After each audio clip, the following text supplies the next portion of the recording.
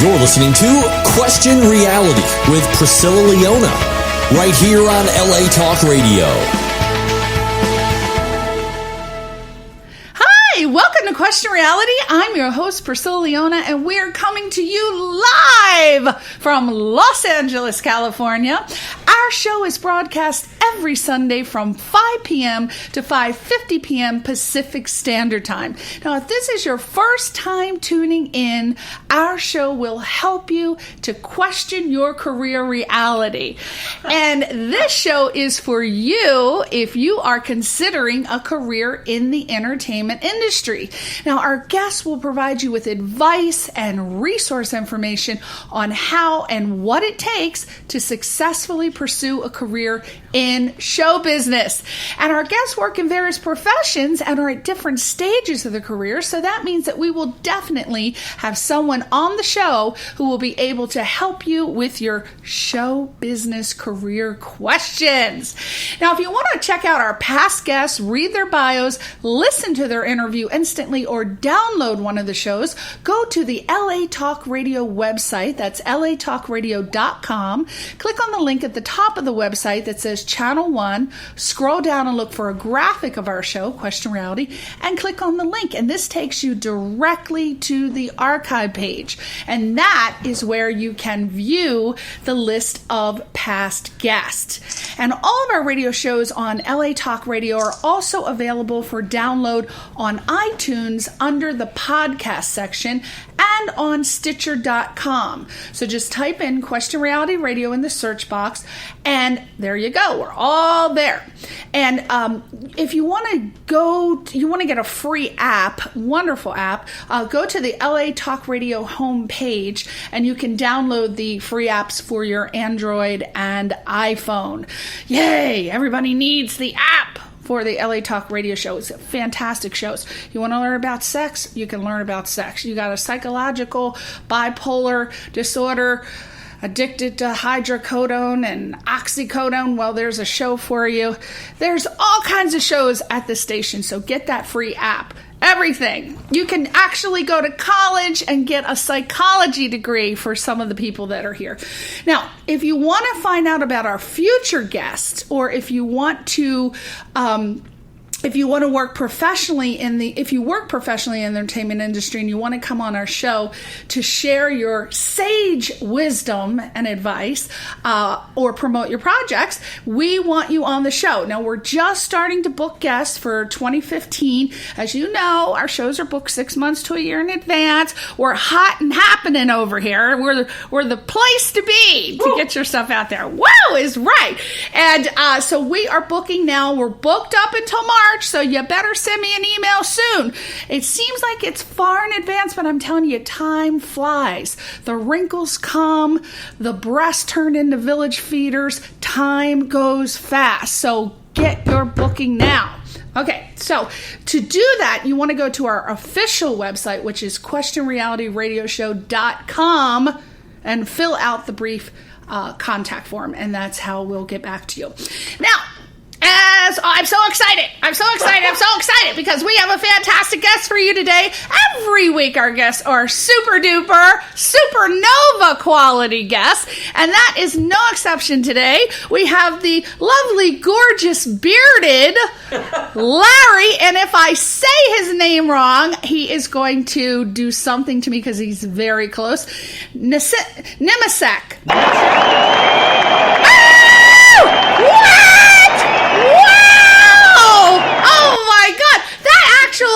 This is the first introduction of the applause track.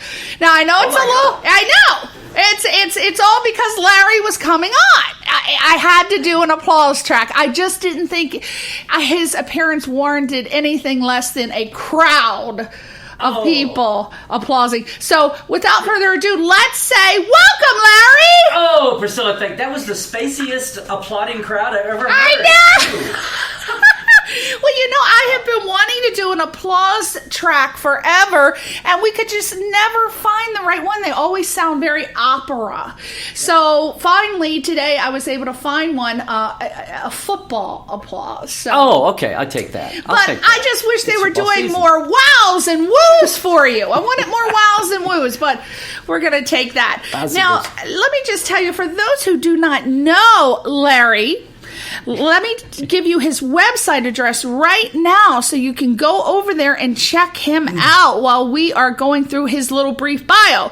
It's LarryNemecek.com. That's Larry, of course, LarryNemecek.com. So go over to his website. He has tons of websites, but we're going to start with that one and filter the rest in because he's got like 42 to 47. I'm not sure. It took up a whole page.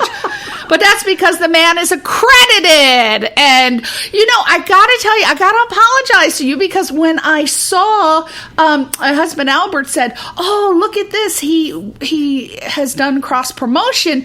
And you were talking about how you came to be on the radio show.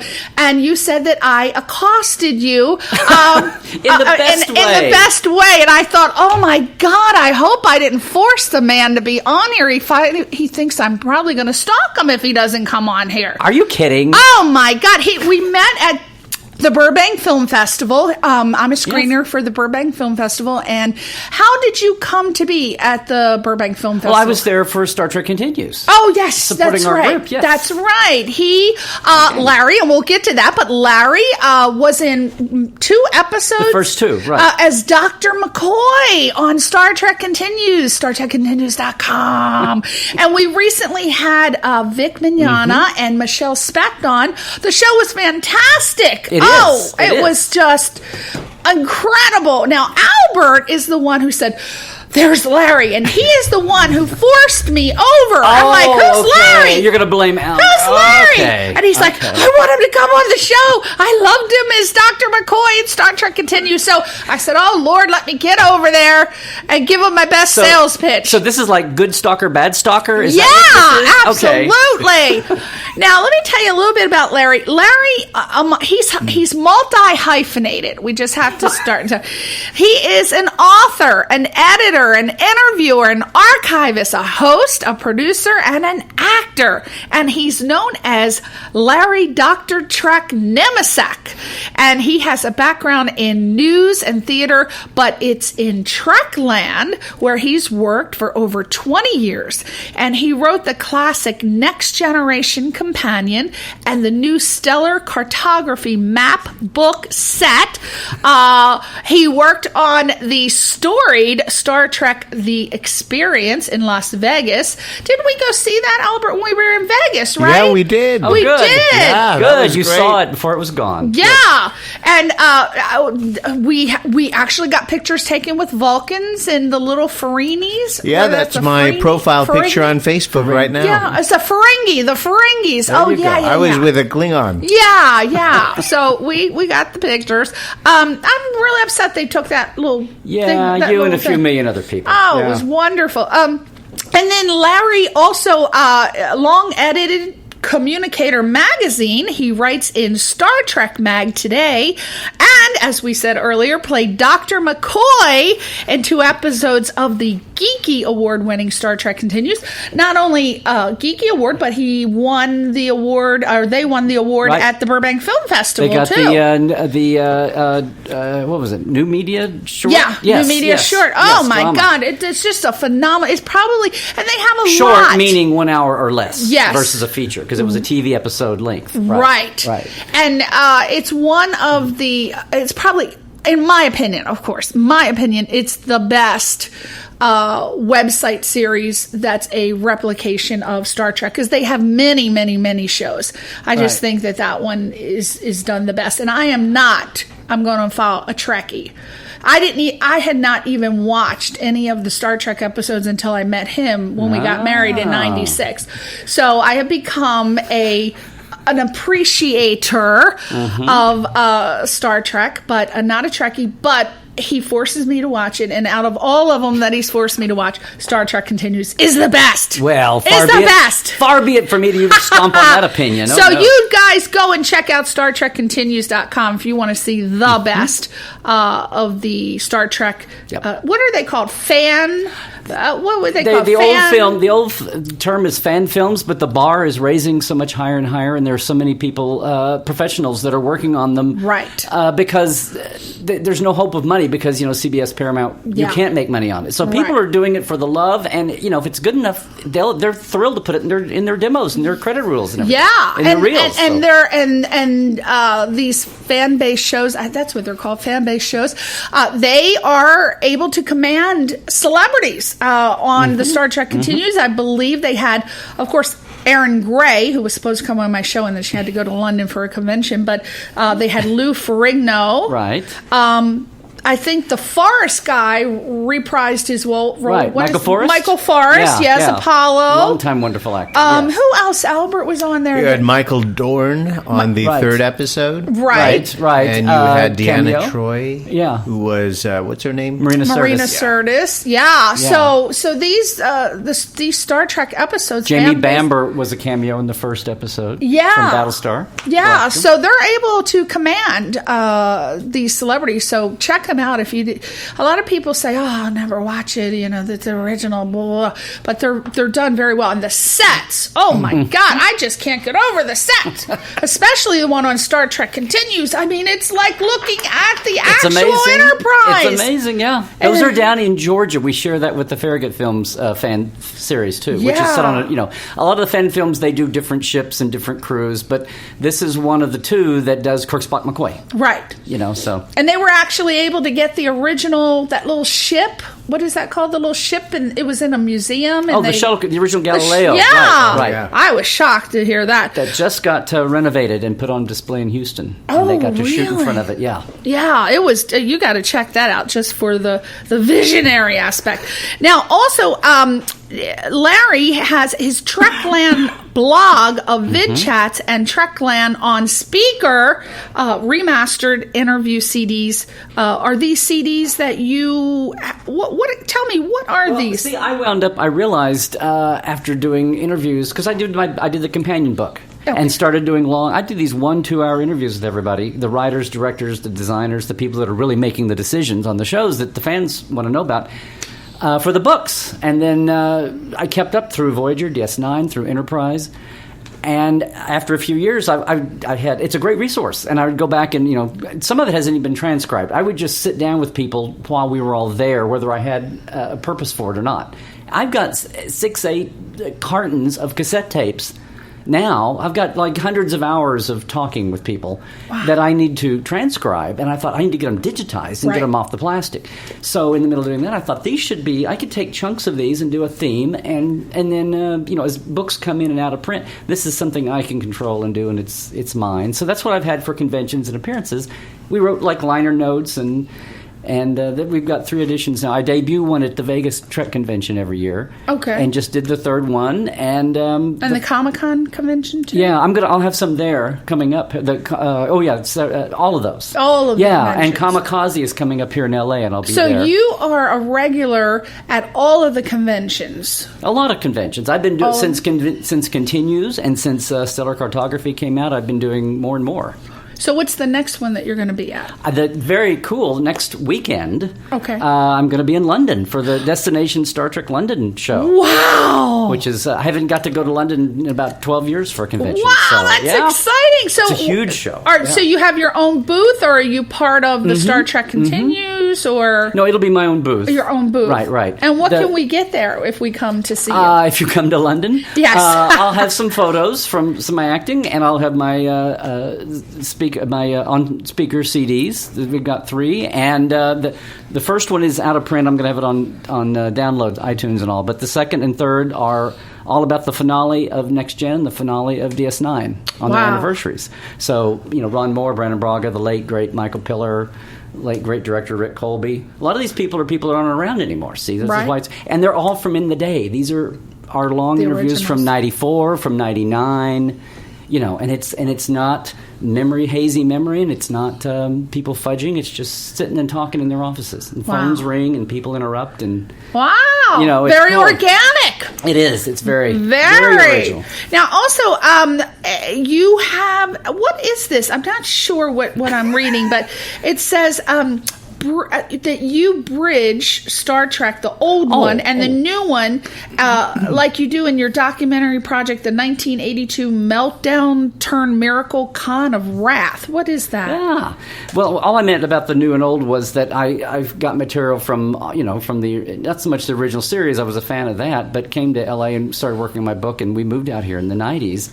And have been here ever since, and worked at the studio, and worked on the original StarTrek.com, and still do now. And it's a bridge between history and keeping that fresh, and keeping unearthing it, and then also keeping up with what's going on with the Bad Robot JJ movies and all the trends, the merchandise, what the fans are doing. I mean, what technology and the digital revolution is letting people. Fan films are tip of the iceberg. People are, doing games and the props and CGI art. I mean, there's just so much that people are so empowered now in social media. I mean, even at conventions, people go and do their own things at conventions. It's not like just sheep going from, event to event. People jump in and they organize their own, bowling tournaments, and they are. I mean, like at the Vegas Trek and some of the other big conventions. Vegas is all Trek, but the Comic Cons, Trek represents. Trek is represented there, and anyway, there's all. They've got every. I'm telling you, I have with the exception of the obsession with Steve Jobs and Macintoshes, I have not seen anything so obsessive like these Star Trek fans. They're wonderful, aren't they? They love it. My cousin just told me a couple months ago. I forgot to tell you this, Albert. She went to a store, and I don't know. I think this is black market illegal, but they had talking about Ferengi. They had some Ferengi. It was like a sexual pleasure chest store, and they had some Ferengi things for men, and I'm like, what? I can't imagine that they would endorse these things, but it's the fans think of it. There's nothing that doesn't have Star Trek or some sci-fi. I'm going to take your word for it on that. It is okay. I might send you some for Christmas, Larry. It doesn't surprise me. I'm going to hunt it down. So, is this a movie? Can't wait to see the wrapping paper. I know. Is this a movie that you're working on? Because currently, don't you have a fundraising campaign for this? I have a low key, just ongoing. It's kind of a small budget, but it's something I knew I could do. The Con of Wrath is about a real life event that happened in Houston in 1982, right after the Wrath of Khan opened. Some local fans who had done conventions had this huge idea, got Harv Bennett and Walter Koenig, who played Chekhov, and Harv Bennett was the producer of most of the original series movies.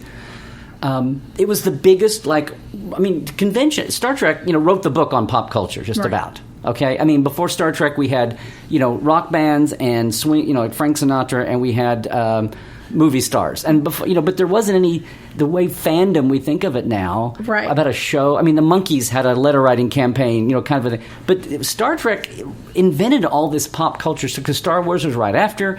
And then we were where we are today. And then the internet came along and bang. Somebody said once that the porn and Star Trek built the internet. Yeah.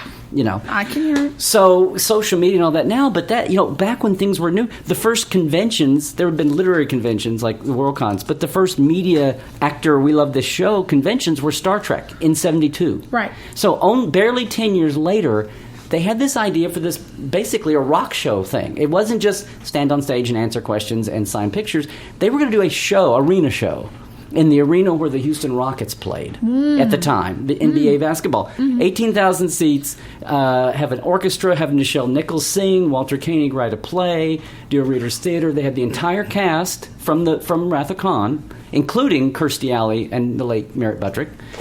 Everyone but Leonard Nimoy, who a week beforehand then wanted to come, and they told him no. What? It's amazing. They turned Leonard down. But here's the thing: they had all the LA people are there, fans are coming in, dealers are coming in, the locals are there who can handle it. They're dreaming about it. They're being told it's a sellout. 3 shows, sellouts, and then there was a regular convention going on at the same time, right? The regular Houston Con convention.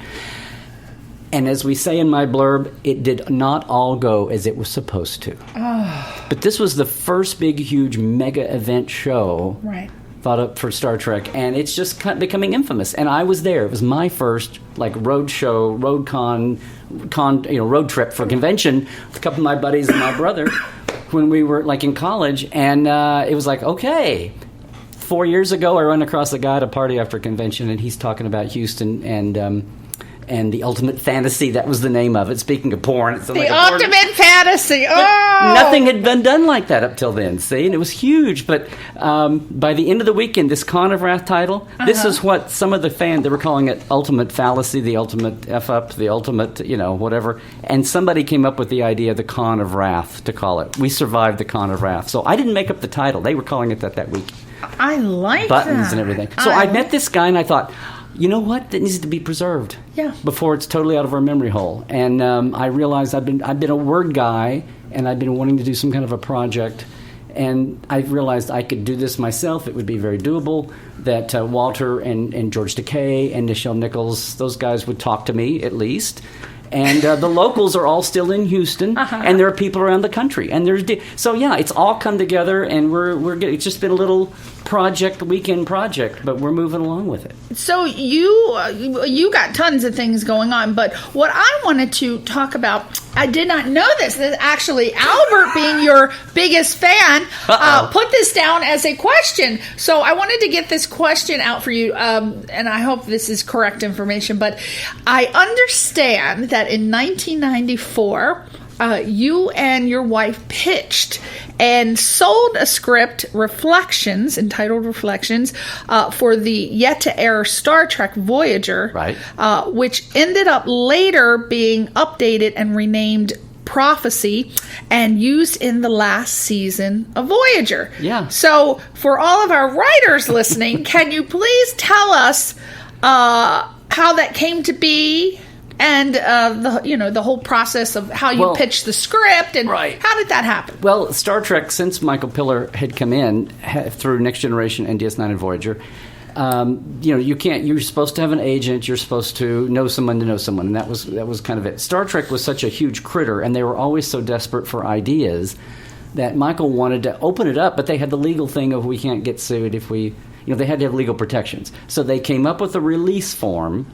And then people could send in spec scripts. So they had opened the door to fandom that way. Now, we were pitching because I had been around for 2 or 3 years working on my book. People knew me. And my wife had just taken a temp job and was working in the script office, in the Hart Building there, so on Voyager. So we had an in, but at the same time, Star Trek was the one show that tried this huge experiment in being creative.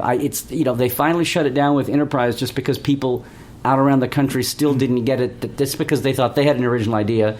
There might be 15 other people that had the same idea, and only one of them, they'd buy it from one person. Which then they would, arbitrate it with the WGA, and it got shut down again. Mm. But that was kind of the reason why no one does it. But for all those years, it was a great. But the whole story shows: get your foot in the door, be creative. I wrote book. I was interviewing people, and they knew that we were smart and had a clue. And it was an in, but it was an intelligent in.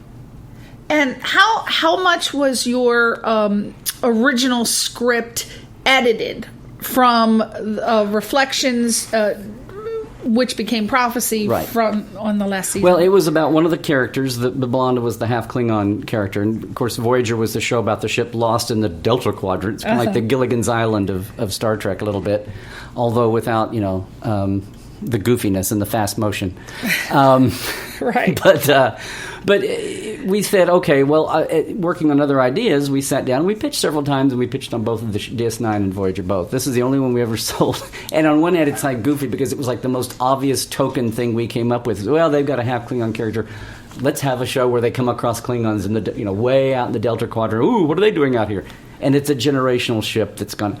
That's been going for 100 years. You and your wife write it we together? Both we wrote it together and pitched it. And of course, of everything we came up with, that's the one they bought. Yeah. But then it kept getting kicked down the road because there'd be some reason for delaying it, and we got paid for it. Oh. But after the third or fourth year, and I could the long story short is that after 3 or 4 years, I thought they're never going to make this because the characters were evolving. So the last season, when Ken Biller was the showrunner, when they were working on when Brandon and Rick were working on Enterprise, he flagged me and said, "Hey, do you have your notes from that story you sold way back in the beginning?" And I thought, "Oh my God, do you mean they're going to, I don't say this, knock wood, they're going to do it?" Because it would still be fun to see your, right. And we had pitched lots of things, and we'd had some near misses, like a lot of good people had done. So, but it would be fun to see that. And it had to be updated. She was married, she was pregnant. They had to update it. But the thing about it being Klingons and it being a B'Elanna story was what was central. A lot of the details got added into that.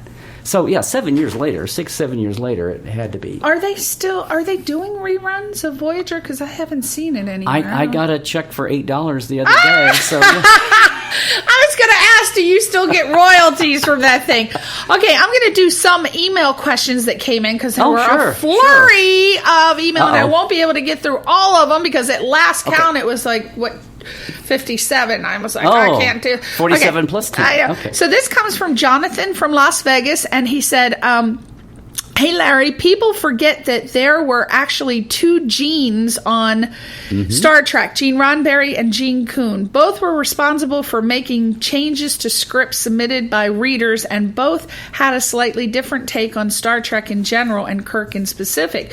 To the best of your knowledge, how did this impact Star Trek episodes?"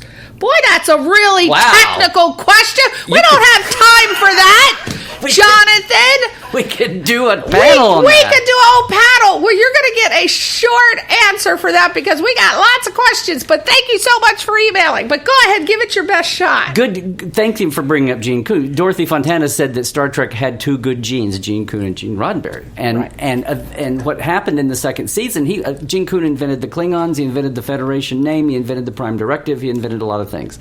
And was like, he would sit home and do a script in 4 days and come back, which is exactly what Gene, who would take forever and drive him crazy, he needed that. Wow, oh my God, we could get into it. I do know that Gene and the Genes parted ways because Gene Roddenberry thought Gene Kuhn was bringing too much humor into the show. Oh, interesting. And in the middle second season, he still wrote under his acronym. I wonder what specific, what would be the best show that you feel that it would be too much humor in it? Well, what the deal breaker was it Bread and Circuses or Piece of the Action? One of the comedy shows, they thought there was just a little Gene thought it was just making them into a little too cartoony. A little too cartoony. I'm going to have to look at them again and see where this comedy is. That first season, second season, second season. Yeah. Oh, okay. The next question comes from Brady from Philadelphia. Wow. And this is exciting. He says, "Hey, La." What's L.A.? La? Oh, maybe just didn't finish it. La. Hey, La! That sounds like he's from Jersey, Philadelphia. Dr. McCoy is an iconic character, and people have certain expectations of an actor playing that role. What was your approach to the character on Star Trek Continues? Wow. Well, I'd been a McCoy fan for ages, which is part of the reason why I wound up doing it, and it was on 3 weeks' notice. I'm a McCoy, and I love DeForest Kelly. And, for years I've had my party impersonation of, Jim, what are you doing, Jim? I'm not a bricklayer. I'm a doctor, not a bartender. Yeah. Wait, I'm both. Wait. So part of my concern was going in but I hadn't acted in a long time, especially film. And I was really making sure that it was not a parody and an impersonation, that I wanted to channel it. And I did the first episode, and I really thought that I probably pulled back too much, actually. So the second show, I did kind of let it go and did get more into the, somebody said, do more Southern gravel. And I said, okay. I was almost over trying there so much. But no, I really, there's so much you can do with McCoy, the little bits where you're honoring Dee, but you still have to be true to the story and the moment and the character. And the both of those stories, he didn't really have a raw edge, a rough edge. It was more, they were more in the hunt, in the figuring out the puzzle kind of bit. He had a couple of moments in the first episode, I think, of Continues. I never got to say, I'm a doctor, not a something. Never got to say, he's dead, Jim, or anything.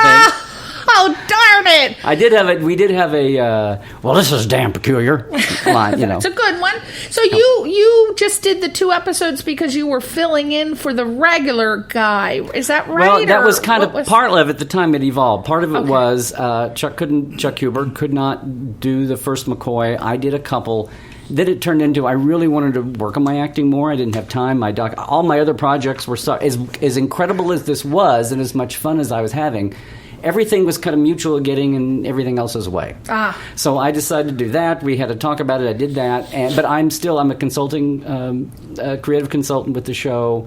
I'm in the think tank. If there's a crisis, I get pulled into. Wow! And they'll say, not that Star Continues does not have a bunch of brainiac fans in the greater circle of everybody working on it. It's incredible. And that's why the sets look that way. I think Vic like Shatner, is a one-man army. He could realistically do force of nature. He is. He could do it all in one night. He's intense. I love that guy. But he wants to live more than one day. Yeah. So it's good that there's an army around him. Yeah.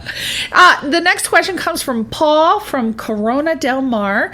And, hey, Larry, is it true Jerry Finnerman, Star Trek's director of photography, despite his 3rd season credit, actually handed the reins to his gaffer during season 3. Wow. These people, I'm telling you, they're really so crazy, aren't they? That's not my expertise level, but I've heard that. Oh, okay. Yeah. But so I don't want to go off about. I don't want to go. Jerry Finnerman is the one that's the splash color that we replicate on Continues. Okay. Because the old thing was NBC was owned by RCA and they wanted to sell color TVs in the mid '60s, and so they had Star Trek was one of the coloriest. Yeah. Wow. Yeah. The splashiest colored shows out there. Most vivid. So when you're looking and you get the bit where they're in red and blue and gold, but then you'd see a back wall behind them and it'd have like just a splash of color. It's just some gel would be. It's a gray wall, and they wouldn't paint the walls. They would just light with color and pools of color. Was he the one responsible for lighting Shatner's eyes? They would do those kinds of things. Yeah. Woo! Give him the film noir look. Oh my! I always wonder who that was that lit his eyes. I'm not going to tell you that story. Matt, we're stronger with you than without you. Yeah. Okay, next question comes from Will from Burbank. Larry, were you a Trekkie prior to your role on Star Trek Continues? Well, obviously, you don't know Larry. Larry was came out of the womb wearing a Star... No. He was wearing a red shirt. He was a red shirt. He came out of the womb with his little red shirt. And I lived to tell about it? He lived to tell about it. I have to thank my 9th grade science teacher, Mrs. Pollard, wherever you are, for shaming me that she could not believe I wasn't watching Star Trek. See that actually, it's amazing how one life touches so many other lives. Next question is from Kyle from Salem, Oregon. Wow. He says, Larry, I loved your portrayal of Dr. McCoy on the web series Star Trek Continues and wondered... Oh, we just covered this. I wondered why you aren't still doing it. See above. Yes, okay. But thank you. That's very sweet. Thank you so much. That's very nice, Kyle. Thank you for saying that. Next question comes from Chandler from St. Louis, Missouri, right? Yeah. EMMY. Yeah. EMMY is Missouri. I thought that was Minnesota. Oh, okay, never mind. Michigan. Michigan. Thank you. Larry, a lot of Star Trek fans dismiss the entire 3rd season, but there are quite a few super cool episodes. Do you have a favorite episode from that season and why? Number 1, notice how when he says the 3rd season, he just automatically assumes we all know he's talking the original series. Oh, okay. Like the other shows didn't exist, which is the way we used to talk. So he just gave away his era there. It is true that a lot of people thought that Spock's character got bastardized because Gene stepped back, and I've gone blank on his name. Oh my God, the producer, Fred Freiberger, didn't treat things as well. They were having their budgets cut, yada, yada. And they thought that in some of the shows that Spock and his Vulcanist was kind of bastardized a little bit. And there was a faction of fans. It was like, we don't recognize the 3rd season as canon for a long, in the old days. But there's Tholian Web and Enterprise Incident, and there's lots of good. Like the Tholian Web. Yeah. Like the web. Next question, Rudy Palo Alto says, Larry, if you could be cast as any character in a Star Trek episode, who would it be and why? You mean besides McCoy? Beside McCoy. Well, here's my thing. We finally got to the Andorians and Teller. I'm a big underdog guy. Because I became a McCoy fan and Scotty fan when I was a kid, and all you could buy for Star Trek was posters and stuff that was Kirk, Spock, and the Enterprise. Kirk, Spock, and the Enterprise. I'm like, what about McCoy? What about Scotty? What do we got? Check out. So, yeah, on all of them. So I'm kind of an underdog guy, and I loved Journey to Babel is one of my favorite episodes, and I love that's the one that introduced the Andorians and the Tellarites, and many more, we don't even know their names, the little gold guys. And I just always, and then the Andorians got some play, and they're cool, even though they've been done differently every iteration of Star Trek. Are those the little blue ones? The blue ones with the antenna. And we just barely ever saw the Tellarites, and I just love them. They're the pig face guys. Oh yeah. But I guess it's hard to. Well, how do you make the argumentative culture work? Well, Enterprise finally got around to having them again, and I've just always. But we never went there, and I've just always wanted to be part of a show. I would love to play a real. Somebody would say I have a Tellarite pig fetish or something, and I don't. And I found lots of closet Tellarite pig fans out there, Tellarite fans. But I would love to do a... There you go. He just gave you... Or play Will Rogers on a holodeck. Oh, well, okay. There you go. That comes... I'd think about that's that my first. my other passion. See, that somebody needs to write a whole episode for Larry. Next one is from Lionel, Augusta, Georgia. What is your... Did we answer this? What's your favorite Star Trek episode from the original series, the other television series, and of all the feature films? And what do you think of the last two Star Trek films? Why don't we just do, what do you think of the last two Star Trek films? Well, I'll say real quick, Journey to Babel and Doomsday Machine are my original series favorites, although, there's a top 5, top 10. People either love these last two Star Trek movies or hate them. And Albert and I love them. And it's not about age. There's lots of younger. I had a guy in Phoenix say, I did not know Star Trek. I watched the JJ movies, and here's the truth: a lot of people that watch those then want more. They go and get the Netflix, or they get the remastered Blu-rays. They grab those and they do original series, and they just start mowing through. We binge watch now. So Next Gen and Voyager, DS9, Enterprise. And I had one guy go, I loved those movies so much, I started watching all the shows, and I watched all, 737 hours of everything else, and now I can't stand the JJ movies. They're so shallow compared to what I've been watching, So it's wacky, but sometimes that gets over-trumped. There are people that are very, to me, look at all the millions of... It's not the choices I would have made, but it got Star Trek back. There's thousands and thousands and thousands of new fans we have now, because we were getting in kind of an age things like, does anybody under 30 watch Star Trek anymore? That weren't being raised by their parents. Oh my God, I got to tell you something. Tell me something. Real quick, because Albert, remember you told me the story? What story did you tell me about Arnold Schwarzenegger and William Shatner? Oh, yeah, Arnold Schwarzenegger. Okay, you have to impersonate both of them. William Shatner. They were in a park. So basically, they're in a park somewhere eating. Schwarzenegger is with his grandkids. They were at a Brentwood restaurant. Oh, at a Brentwood restaurant. I don't know. Some things get lost in translation when I tell stories. But they were at a Brentwood restaurant. Schwarzenegger's eating. Shatner comes up to him, introduces himself, and says, "Hi, Bill Shatner, nice to meet you." And gets totally snubbed by Schwarzenegger. He's like, "Oh, thank you very much." Or what did he say? Yeah, what did he say? Well, he just said thank you, shook his hand, and that was it. And that's it. William And just Shatner was went waiting. back and continued stuffing his face with food. And his little grandson says, and I'm going to paraphrase, I don't know what happened, but, Grandpapa, that was William Shatner. And then Schwarzenegger's like, who's William, what did he say? Yeah. He goes, who's William Shatner? And I found this unbelievable. I still don't believe this, but it was, where was it on the news, right? Well, that guy will never run for president. He did not know. How could Arnold Schwarzenegger not know who William Shatner is? He didn't know who he was. I started to say he grew up in Austria, but then, but he's it's a been celebrity. A few years he since would have run into him somewhere, but I swear, this was on what show? The Mark and Brian show? Or? No, it was on Celebrity Net Worth. Oh, Celebrity Net Worth. Yeah. And a guy who's one of the reporters happened to just be eating there at lunch and witnessed the whole thing. Ah, the governor. So there you go. There you go, Governor. You're not so tough. All right. But see, the new generation. They will redeem the errors of their elders. But the little boy Yeah. he knew who William Shatner was. God bless him. He goes, well, Grandma, don't you watch the Priceline commercials? He said, oh, that guy? That's what he said about William Shatner. I can't believe Obviously never watched Boston Legal. I know. Okay, last question. Tony from Oklahoma City. Larry. Oh, my peeps. Oh, okay. are you from Oklahoma? I'm just a dumb Okie. I'm sorry.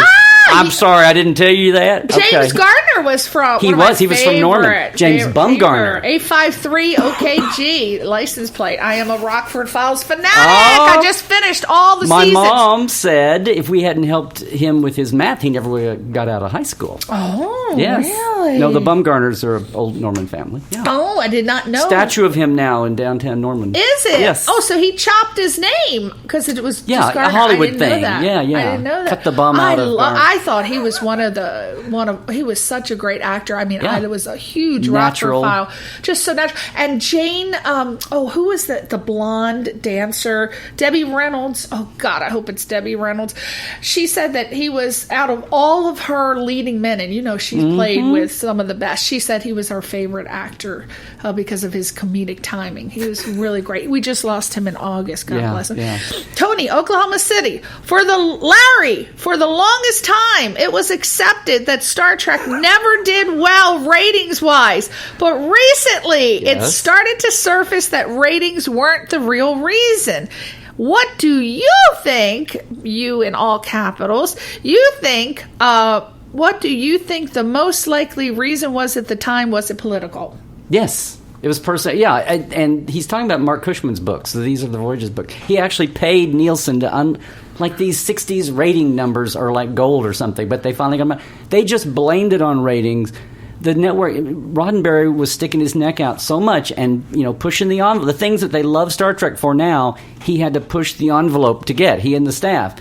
And they just thought he was a lot of the network brass just thought he was a troublemaker and wouldn't kowtow and wouldn't do what they wanted, and they just wanted an excuse to get rid of it after a while. It was a moneymaker. So they couldn't see the ratings though because back never then knew. They didn't. Right, exactly. Well, I think they were posted at the time, but the meme over the 70s and the 80s was, we got killed by bad ratings, and they would either win or come in second in their time slot, in their half hour or their hour time slot. Even the last year they were still when they were like in the graveyard Friday night slot. They were just tired of messing with Gene. He was just this upstart producer that was just snubbing them. He would want to push the envelope a little bit on some of these stories and get into themes and issues. And he had a show before Star Trek called The Lieutenant about a Marine base during peacetime, and there was a show about race. Wow. And it was censored and never got to air. Wow. And that's part of the reason why he went to Star. He said, if I have shows about, spotted aliens and dancing girls and spaceships and rockets, no one will take it seriously in the suits. And so I can talk about things and the audience is smart enough to get the metaphors. Well, did you know, Larry? And I believe Albert again told me this or brought this to my attention. And again, I hope I don't get it wrong, but I believe, of course, Lucille Ball is the one who was responsible for putting Star Trek on the air.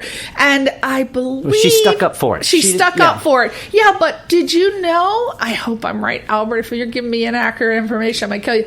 Apparently, when they pitched they said, we want to do a show called Star Trek. She didn't even know what the show was about at all. And when they told her, she said, really? That's what it's about? But it had already been scheduled and shot and ready to air, so she couldn't, not do it, right? She did know. No, when they first talked about it, when they were talking about doing a pilot and can we afford to do a pilot, because Desilu was trying to get out of doing sitcoms. Because right at the same time was when Mannix and Mission Impossible and Star Trek, especially the last two there, now they're franchise, movies and things they've been around forever. But they were a big gamble for them. In fact, a lot of people say that they spent so much money and lost money on both of those that's why Desilu had to sell out to Paramount a couple of years later. But look at the legacy. But the joke is that for a while she thought, and this came from Herb Solow in his book, who was the development guy that worked with Bob Jones.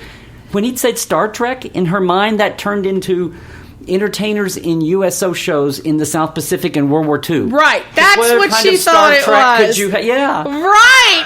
That's what it was. And when she found out what it really was, what? Really?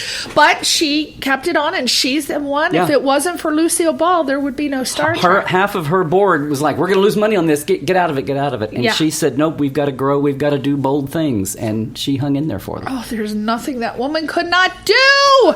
Now, we just have a couple minutes. I want to go over, okay, so your Trekland blog, your vid chats, I have your video interviews with a lot of people, stuff I haven't put up, a lot of the actors and a lot of the designers, writers, old and new. So go and check. It's on YouTube, but if you go to the blog, you can search for them. Okay, and that blog is treklandblog.com. Yep. Again, all of these you can links get to it at my central. through the central LarryNemesek.com, but it's landblog.com. And then we already talked about the Con of Wrath documentary, and we want to give him money to make it, so he is on what fundraising it's website just are you I don't have a Kickstarter or Indiegogo. Oh, you don't? It's just been a little low-key thing. I have a PayPal donation right through link. your, I've got rewards. Okay, and, so let's give Larry money, all of our money. When you see me, we're very modest. When you see me at a convention, guys, I have a live show that I do, a 2-hour thing, usually on Saturday nights at conventions when I'm a guest, and it's a meetup thing where you could give money, but also we have trivia and prizes, and I have these rare clips, and I have pieces from the documentary. God, we want to come. So it's a kind of a little 2-hour When's Dr. the next Trek one show. Here that we could come. Probably going to be Comic Palooza over the Halloween weekend. Where's Comic Palooza? It's here in L.A. Oh, good. I'm sorry. That Comic Palooza, that's Houston. Kamikaze. It's Stan Lee's Kamikaze. Oh my God. When and where? Halloween? Halloween weekend, yes. Will you let us know? Yes, I will. Albert, I want to come. We'll give you money. I'm doing a panel for Continues, I think. Yeah. Oh, so they'll be there, but too. I'll have a little table, and but I'll do that my thing at night. Yeah. All right, so you got to come and give, and you can also donate money because we want to get this film made for sure. So go to his website and give him money. Don't give it to the kids; they don't need it. Give it to Larry. We want to see this Con of Wrath documentary. Also, Trekland Speaker is the CDs. You can buy those directly from his website as well, LarryNemesek.com. Or at a con. He's got this London convention coming up, so I know I have a huge fan base. My guys in London, my British boys, so go see him. He's at, where are you in London? It's at the Excel Center. Excel Center in London. And then Trekland Trunk, non-scuzzy way to share items for his archives. He's got rare draft scripts, set plans, memos, promo items. And what website can we see those? Just go to the Facebook page. The Facebook page. Trekland Trunk. And if you join it, then I'll put a thing there. And if you're interested, you hear about it. If you don't, I don't get in your face about it. Yeah. Oh, we want it. Enterprise in Space. I have to say that real quickly. This is an amazing thing. It's for science kids, science teachers. We're going to orbit. I'm with part of a group that's been working 3 years. I just got in with it the last 6 months. It's finally going to be a craft named Enterprise orbiting, but it's going to have real science students' experiments running for free on a craft that's designed by a contest, but it's real space. It's going to orbit. Wow. And all we're saying, it's not a Kickstarter, Indiegogo, because we have a lot of corporate and industry people want to give money and donate, and they're going to test some space tech on it. It's going to be retrieved. It's going to re-enter and go on display. What we say is 2 million people around the world give $20, and it's in. It'll launch in 2019. Wow. And everyone that gives, aside from your little knowing that you're there, you get to fly virtually because your name will be on a chip that will fly. And then when it's retrieved and comes back, it's going to be on display at either Air and Space or one of the other major science museums. And you can go up, if you're visiting, you can go up and find your name and know that you flew in orbit on an Enterprise. Wow! I want to do it! I'm glad you do. How can we find out about that? EnterpriseInSpace.com. Enterprise. And it is just tomorrow is the huge official launch. Oh, so say it again, the website. EnterpriseInSpace.com. EnterpriseInSpace.com. There's a Facebook page, of course. Wow. Yep, Enterprise. Oh, we're going to do that, Albert, for sure. And that's the hot thing you're going to be hearing about the next few days. Weeks. I'm going to get my damn chip. I'm going to get me a chip, honey. It's coming. We're getting it. Last thing, I want to do a group mention for the Stellar Cartography. Oh, my new book. Yes, it's still at Amazon. Yeah. Oh, it's on Amazon. It's called Stellar Cartography. Star Trek Stellar Cartography. On Amazon.com. Buy it. We want to buy it. Star Trek continues and its various awards. You've got tons of awards. We're starting to rack them up there. Oh, and you got a voiceover coming, right? Well, I'm working on that's my new thing. I'm getting into that for coming years. I've been about to do my demo and get out there. So, Well, you did a great job with Dr. McCoy. Well, thank you, my dear. And what is this Hollywood Sci-Fi Museum board? I'm on the board for the Hollywood Sci-Fi Museum that grew out of a bridge restoration project. That's Houston Huddleston's project, HollywoodSci-Fi.com. Yeah, well, let's do it. And Trek Guru thing in planning. Last thing. What's that? I'm trying to invent a whole new thing to take what's in my brain and in my archives and share it with fans in a different kind of way. So I'm working. That's the thing. I'm working on that. So just pay attention, Does that mean guys. that we have to have you come back so you can tell us all about it next year? Next year sometime, hopefully. Yeah. Well, love to. We are going to have Larry back because we didn't get to the rest of those emails. Oh, they were good questions, though, weren't they? You had some hardcores out there. Wow. Oh, God, I didn't get through the rest of them. I don't even know what other questions they had. I just took the first ones that came in. Well, I want to thank you so much, Larry, for coming on. Did you have fun? I did. Priscilla, this is amazing. I always love live radio anyway and emails and everything. So, no, this is wonderful. I'm so glad you got here, though. We were holding our breath a little bit. Well, I was putting on my fake nails. I got glue in my eye. I got crazy glue in my eye, and I smashed my foot in the closet. But I said, come hell or high water, I will interview that damn Larry Nemesek if it's the last thing I do. I stalked him at the damn Burbank Film Festival, and Albert will cry if I don't get him on. So we got you on. You just wanted to try your new applause track.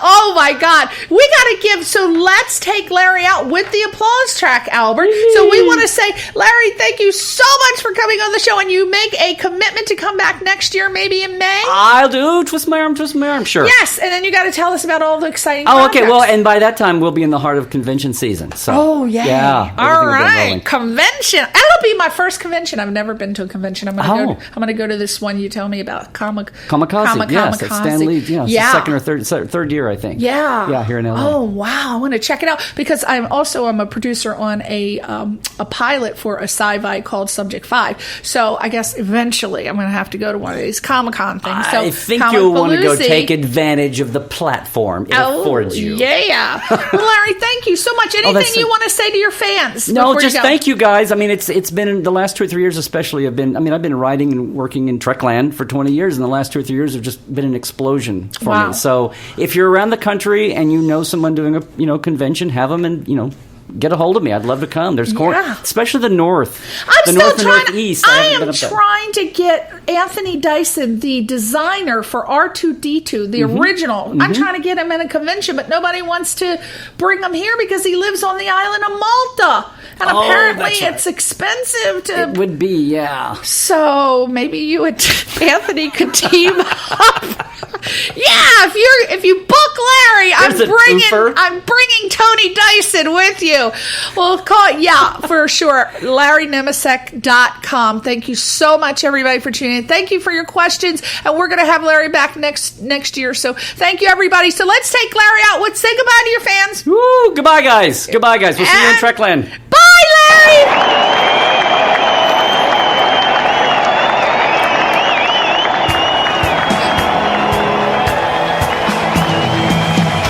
You're listening to Question Reality with Priscilla Leona, right here on LA Talk Radio.